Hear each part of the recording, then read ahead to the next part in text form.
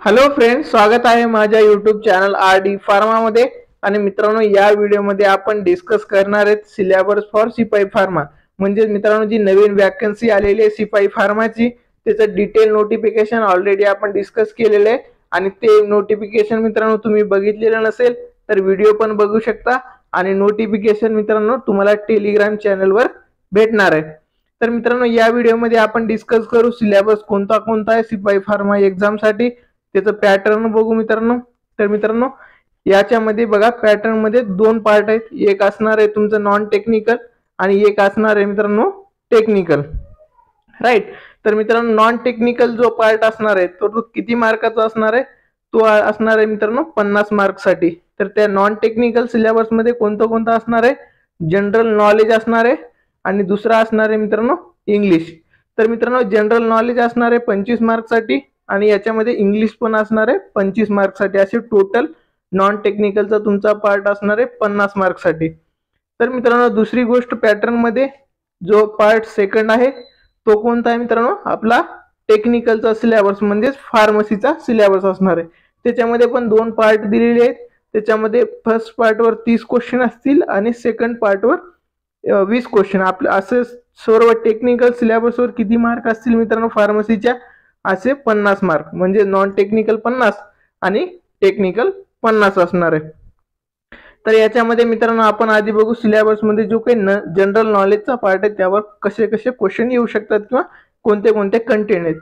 याच्यामध्ये बघा, the states will be include question related to India and its neighbouring country, specially history. म्हणजे मित्रांनो, भारतावर सर्व क्वेश्चन असतील आणि आपल्या जवळचे साईडचे जे काही कंट्रीज आहेत तर त्याच्यावर पण क्वेश्चन असणार आहेत. त्यांच्या हिस्ट्रीवर असणार आहेत, कल्चरवर असणार आहेत, जॉग्राफीवर असणार आहेत. And who in abbreviation sport award prize. म्हणजे मित्रांनो, जे काही खेळ रिसेंटली झालेले असतील यांच्यावर क्वेश्चन असणार आहे. Terminology, Indian army forces, continued, sub continued, हे सर्व मित्रांनो याच्यावर क्वेश्चन असणार आहे जनरल नॉलेजवर. नंतर मित्रांनो, constitution of India, international organisation, books and authors. नंतर मित्रांनो, knowledge of important event that have been happen in India. कोणते कोणते इव्हेंट रिसेंटली हॅपन झालेले आहेत किंवा आधीचे पण त्याच्याबद्दलचं नॉलेज असेल मित्रांनो. And world level in the recent years, current important world events, prominent and personalities extra. म्हणजे मित्रांनो, जनरल नॉलेजचा खूप सारा सिलेबस याच्यामध्ये इन्क्लूड होणार आहे. तर मित्रांनो, आता सेकंड जो पार्ट असणार आहे नॉन टेक्निकलचा तो असणार आहे इंग्लिश. तर मित्रांनो, इंग्लिशमध्ये कोणतं कोणतं सब पार्ट असणार आहे? त्याच्यामध्ये कॉम्प्रिहेन्शन एक असणार आहे. नंतर मित्रांनो असणार आहे part of speech. Part of speech मध्ये काय काय असणार आहे? आर्टिकल असणार आहे, नाउन असणार आहेत, प्रोनाउन असणार आहेत, प्रिपोजिशन असणार आहेत, कंजक्शन अँड मॉडेल्स असणार आहेत. हे पार्ट ऑफ स्पीच मध्ये इन्क्लूड होणार आहे. नंतर मित्रांनो वर्ब्सवर क्वेश्चन असतील. नंतर मित्रांनो इंग्लिशमध्ये टेन्स पण आहे. त्याच्यामध्ये present, past form, simple continuous असेल, परफेक्ट फॉर्म्स असेल, फ्युचर टाइम रेफरन्स असेल. नंतरचा मित्रांनो sentence structure, type of sentence, use of phases असेल, डायरेक्ट इनडायरेक्ट स्पीच असेल, ऍक्टिव्ह अँड पॅसिव्ह व्हॉइस असेल. हा सगळा इंग्लिशचा सिलेबस ह्याच्यामध्ये इन्क्लूड होणार आहे. नंतरचा मित्रांचं महत्वाचं म्हणजे आता आपण ह्याच्यामध्ये इंग्लिश आणि जनरल नॉलेजचं डिस्कस केलं. हे झाला मित्रांनो नॉन टेक्निकल. नॉन टेक्निकल मध्ये फक्त दोनच सब्जेक्ट असतात. सिपाई फार्माचं सिलेबस आपण बघत आहोत. तर मित्रांनो, याच्यामध्ये आपण बघू की इथे अदर एरियाज मध्ये इंग्लिशचं idiom, phrases, synonym, antonym, one word substitute हे पण इंग्लिशचं नॉन टेक्निकलचं असणार आहे. तर मित्रांनो, आता बघू आपला टेक्निकल फार्मसीचा सिलेबस कसा असणार आहे. तर मित्रांनो, फार्मसीचे सिलेबस मध्ये पण दोन पार्ट आहेत. फार्मसी फर्स्ट जे असणार आहे ते कितीला असणार आहे?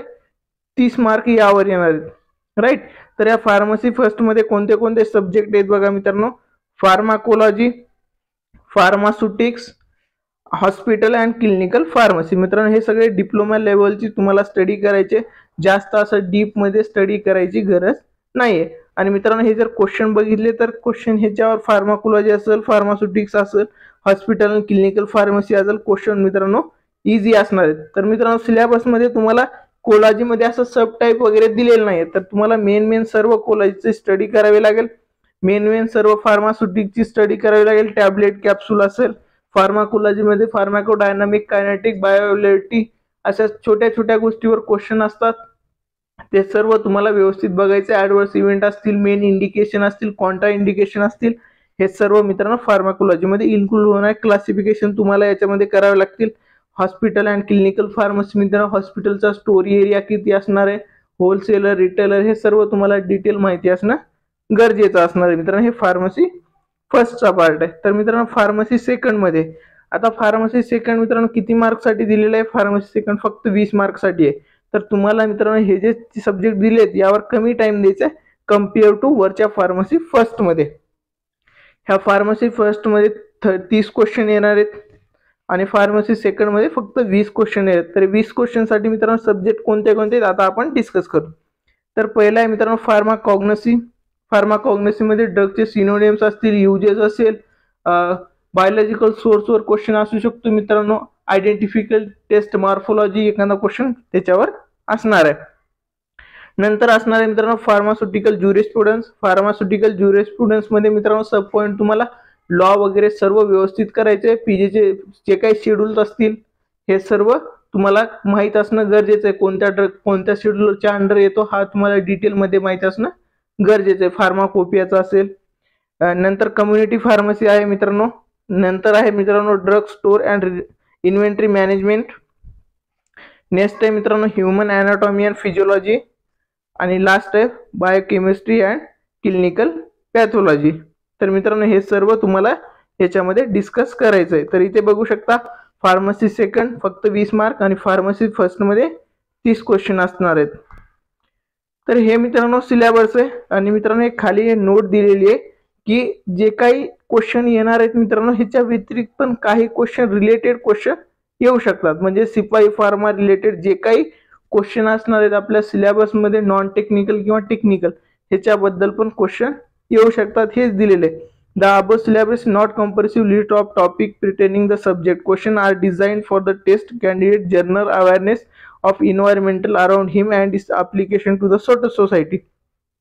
म्हणजेच मित्रांनो जे तुमचे रोल असणार आहे सिपाई फार्मा रिलेटेड, त्या रिलेटेड तुमच्या रोलबद्दल, जनरल अवेअरनेसच्या बद्दल पण क्वेश्चन येऊ शकतात. असं नाही की पण फार्मसीचे जे क्वेश्चन आहेत मित्रांनो हे पॉईंटच्या बाहेरचे फार्मसीचे क्वेश्चन नसणार आहेत. राईट. तर मित्रांनो तुम्ही हा खूप चांगली जागा आहे. आणि मित्रांनो याच्यामध्ये ना B pharm final year fresher student पण इलिजिबल असणार आहेत. पण कंडिशन एकच आहे, तुमचं जे फायनल डिग्रीचं सर्टिफिकेट आहे ते ज्यावेळेस डॉक्युमेंट व्हेरिफिकेशन होईल तुमचं सिलेक्शन झाल्याच्या नंतर, तर त्यावेळेस तुम्हाला ते सबमिट करणं गरजेचं असणार आहे. फायनल इयरचे स्टुडंट पण ह्याच्यामध्ये इलिजिबल असणार आहेत. आणि मित्रांनो या पोस्टचा सर्वात मोठा फायदा म्हणजे काय, ह्याच्या एज फक्त 25 इयर्स आहे. म्हणजे मित्रांनो फ्रेशर आणि रिसेंट पास आउट स्टुडंटच याच्यामध्ये इलिजिबल असणार आहेत. आणि जॉब प्रोफाईल खूप चांगला असतो मित्रांनो. व्यवस्थित करा. सेंट्रल लेवलचं तुम्हाला सर्व बेनिफिट्स याच्यामध्ये भेटणार आहेत. आणि मित्रांनो तुम्हाला व्हिडिओ जर आवडला असेल तर व्हिडिओला लाईक करा आणि तुमच्या सर्व फ्रेशर जे फायनल इयरचे स्टुडंट असणार आहेत त्यांच्यापर्यंत शेअर करा. तसेच बी फार्म स्टुडंट बाकीचे असतील त्यांच्यापर्यंत पण नक्की शेअर करा मित्रांनो. थँक्यू.